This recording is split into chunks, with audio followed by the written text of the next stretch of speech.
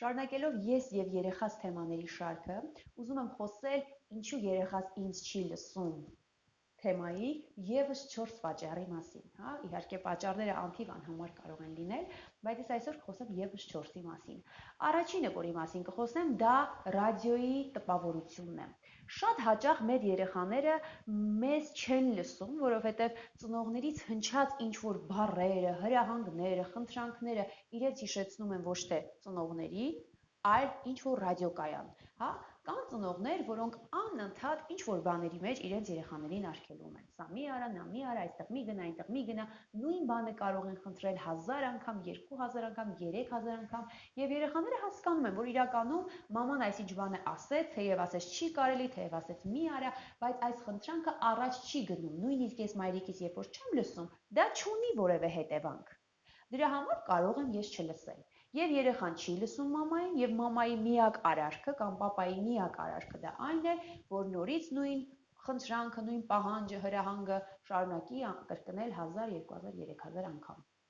Եթե ուզում ենք, որ մեր երեխաները մեզ լսեն, շատ կարևոր է, որ մենք 3 անգամ ասենք իրենց նույն բանը։ Հա, 3 անգամից ավելը արդեն too much է, ժողովուրդ ջան։ Մեկ անգամ եթե մենք ասեցինք, հա, մի հատ ճշտենք, գուցե երեխան զբաղված է, գուցե երեխան ներգրավված է, տարված է ինչ-որ բանով, չէ՞, որ մեր առաջին խոչընդոտներից մեկը, որի պատճառով երեխան մեզ չէր լսում, դա այն էր, որ երեխաները տպավորվող էին եւ շատ շուտ ներգրավում էին ինչ-որ խաղերով եւ շրջակա միջավայրի ձայներին, հրահանգներին սկսում էին չարձագանքել։ Նախ ճշտենք, երեխան արդյոք մեզ լսեց, թե ոչ։ Եթե հասկանում ենք, որ ինքը մեզ լսում է, պարզապես չի ուզում կատարի մեր խնդրանքը, երկրորդ անգամ նույն բանը իրեն ասենք, հա, որ այսինչ բան օրինակ մի արա, այսինչ բանը վերցրու։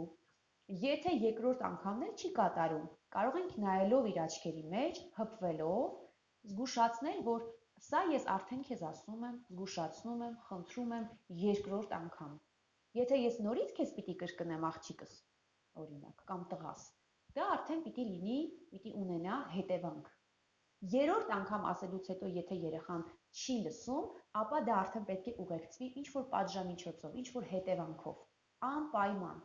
որպեսզի երեխան հասկանա, որ երբ որ մեզ չի լսում, այդ չլսելը ունի հետևանք, որը ինքը պիտի կրի։ Պահանջում ենք, բայց պահանջում ենք նաև միայն սկզբունքային բաները։ Միայն սկզբունքային բաներ, ընկերներ։ Եթե մենք անընդհատ ինչ-որ բաներ երեխաներից պահանջում ենք, սա, նա, երեխաները արդեն այդ ձայնին սկսում են ադապտացվել եւ չեն արձագանքում։ Ինչպես եւ մենք չենք արձագանքում ռադիոյի ձայնին։ Մենք կարող ենք երկար ճանապարհ գնալ, վարել մեքենան, մեր մտքերով որտեղ ասես լինենք, բայց ռադիոն ինչպես կարծես այդպես գնում է, հա, իր համար միացված է, ինչ որ մեկը այնտեղ խոսում է։ Պետք չի երեխաների մոտ թողնել ռադիոյի տպավորություն։ Հաջորդը, ընկերներ, դա ավելորդ բառերն է, որ շատ հաճախ մենք երեխաներին ինչ-որ բան ասելուց այնքան բառեր, մտքեր, բարդ նախադասություններ ենք օգտագործում, որ երեխան այդ ամենի մեջ ուղղակի կորսվում է, ուղղակի խճճվում է։ Հա, օրինակ, դու տեսնում ես, որ երեխան բարձրացել է ինչ-որ բարձր տեղ, հա, նորից այդ օրինակը վերամ, ու գնում ասում ենք. «Քանի անգամ եմ ես քեզ ասել, որ այստեղ մի բարձրացի, մոռացար անցած անգամ ինչ եղավ, էլի ուզում ես ընկնես, ոտդ ճղես»։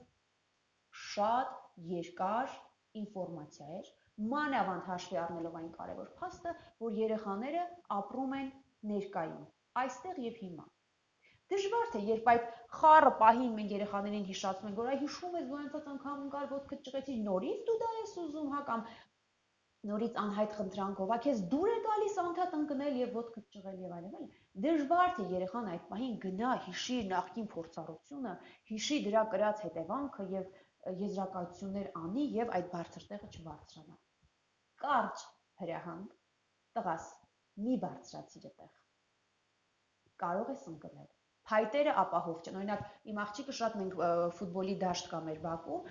գնում է այդ փայտերի վրա սկսում է բարձրանալ, հա։ Ես հաճախ եմ իրեն ասում, աղջիկս մի բարձրացիր այդտեղ։ Փայտերը ապահով չեն, կարող ես ընկնել։ Եթե այդտեղ մենք հասկանում ենք, որ արդեն ինքը մեզ լսում է, հա, տեսողական կոնտակտը կա, հպումը կա, կարող ենք իրան հիշեցնել, որ հիշում ես դու օրինակ նախորդ անցած, չգիտեմ, ինչ դեպք եք հիշեցնում, դու ընկար, ոտքդ ճղվեց, դու շատ լացեցիր, ցաված ոտքդ, հա, կարող ենք հիշեցնել, երբ որ արդեն երեխայի ուշադրությունը շահել է։ Բայց այդ պահին դնել, երկար փիլիսոփայել, հիշում ես, քանի անգամ եմ քեզ ասել, անիմաստ է, բառերը շատ են։ Ուզում ենք երեխան մեզ լսի, ուղարկում ենք կարճ, պարզ հրահանգ։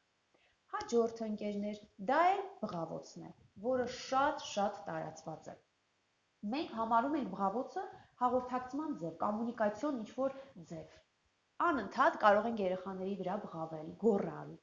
Եվ համարում ենք, որ բղավոցով երեխան մեզ ականջ կտա, մեզ կսկսի լսել։ Բայց հարց. երբ որ դուք երեխայի վրա բղավում եք, չեք կարծում արդյոք, որ դուք իրեն սովորացնում եք, թե ապագայում ինքը ձեզ հետ ինչպես պիտի վարվի։ Հաճախ մենք երեխայի վրա բղավելով սովորեցնում ենք հաղորդակցման մի ձև, որով հետագայում իրենք հենց մեզ հետ են վարվելու, այդ նույն ռազմավարությամբ, այդ նույն ոճով, մեթոդով մեզ հետ են վարվելու, մեր վրա են բղավելու։ Հաջորդ բանը, երբ որ մենք երեխայի վրա բղավում ենք, այո, կա հավանականություն, որ նա մեզ կարող է լսել, բայց լսում է, որովհետև ոչ թե հասկացավ, ընկալեց քո հրահանգը,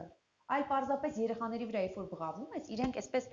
կորսվում են, քարանում են, շփոթվում են եւ քո ասածն են անում առանց հասկանալու։ Մեր հետ էլ է այդպես տեղի ունենում, երբ որ ինչ-որ մեկը մեր վրա գոռում է, մենք սկսում ենք ինչ-որ գործողություններ անել առանց հասկանալու։ Դա հող է պատրաստում, որ նույն հարցի շուրջ մյուս անգամ կրկին գոռաս քո երեխայի վրա։ Որովհետև նախորդ անգամ, երբ որ քեզ լսեց ու քո ասածը արեց, չհասկացավ ուզածդ ինչ էր, չհասկացավ խնդրածդ որն էր, նպատակը որն էր, ինչու էիր դու դա ասում։ Եվ մենք կարիք ենք ունենալու անընդհատ նույն հարցի շուրջ գոռալու։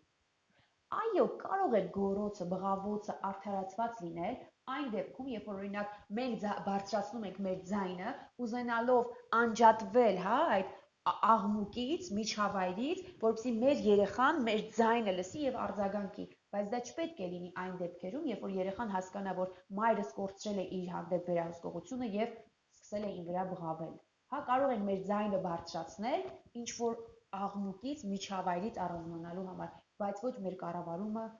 հուզական այդ ամբողջ ֆոնը երեխայի վրա թափելու համար։ Շատ կարևոր է ընկերներ, որ մենք հասնենք այն արդյունավետ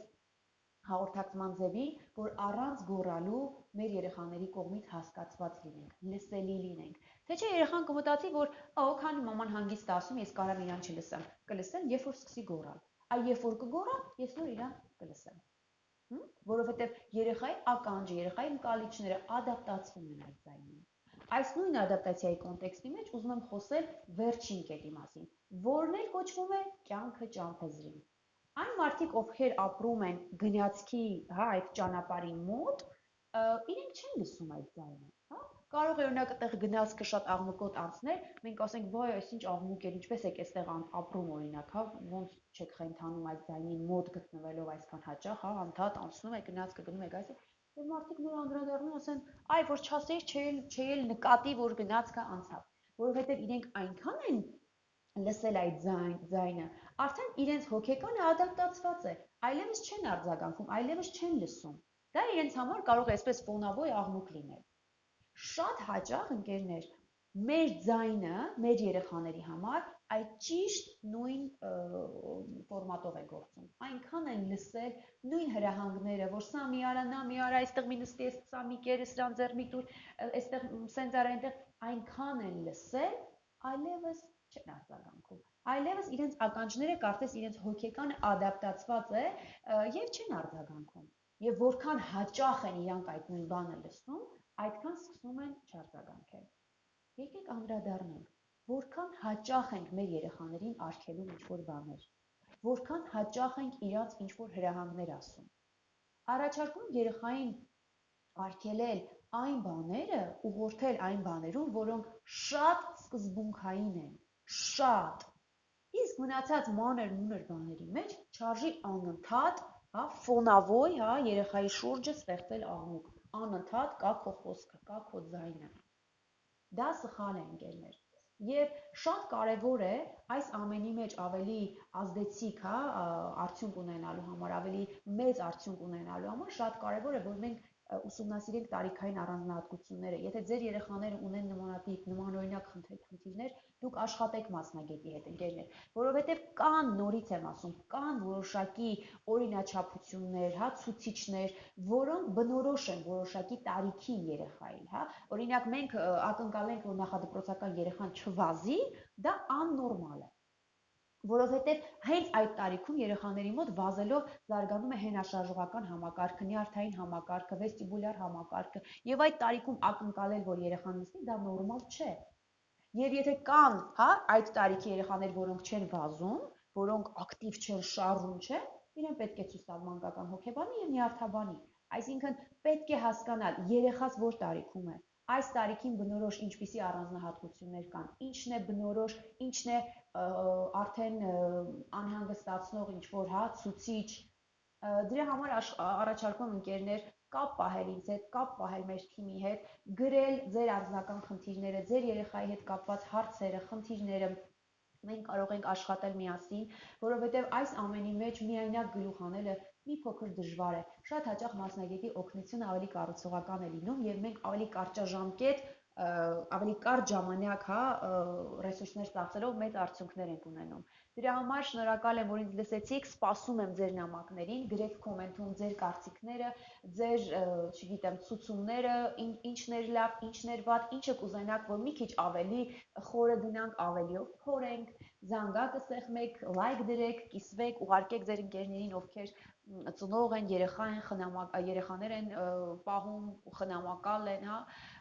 ուրախ եմ, որ ինձ լսում եք, հուսամ օգտակար է եւ հուսամ, որ այս նյութերով մենք պիտի մեծ արդյունք ունենանք, որ ապագայում ունենանք առողջ սերունդ, ունենանք առողջ սոցիում, որովհետեւ մեր երեխաները իրականում շատ հաճախ տուժում են հենց մեր պատճառով, որտեղ մենք չենք ունենում առողջ ռազմավարություններ, չենք ունենում առողջ վարքի մոդելներ եւ մեր պահվածքով վնասում ենք մեր երեխաներին։ Այս պատճառները, ինչ որ ես նշեցի, այստեղ երեխա չկար, եթե զգացիք։ Ամենը վերաբերում էր ծնողին, ամբողջ իմ թվարկածները ծնողին էր վերաբերվում։ Հաճախ ծնողները բերում են երեխային համ, խնդրում են, որ մենք երեխայի հետ աշխատենք, սա անենք, նա անենք, բայց հստակ մասնագետներից տեսնում են, որ այստեղ խնդիրը ոչ թե երեխայի մեջ է, այլ ծնողին։ Բայց ծնողին հեշտ է, երեխային տանը հոգեբանի մոտ, հա, երեխային բերում է, բայց ինքը իր վրա չի ցանկանում աշխատել։ Ինքը չի ուզում անդրադառնալ, իր խնդիրները տեսնել, իր անձնային գծերը շտկել, փոխել, բաներ կանել, բաներ կմտցնել։ Ուրախ եմ, որ ինձ լսեցիք, հուսամ պիտի իսկապես անկեղծ վերլուծություն անենք ինքներս մեզ հետ, գտնենք մեր թերությունները եւ միասին փորձենք աշխատել այս ամենի հետ։ Տեսություն, շնորհակալ եմ, որ լսեցիք։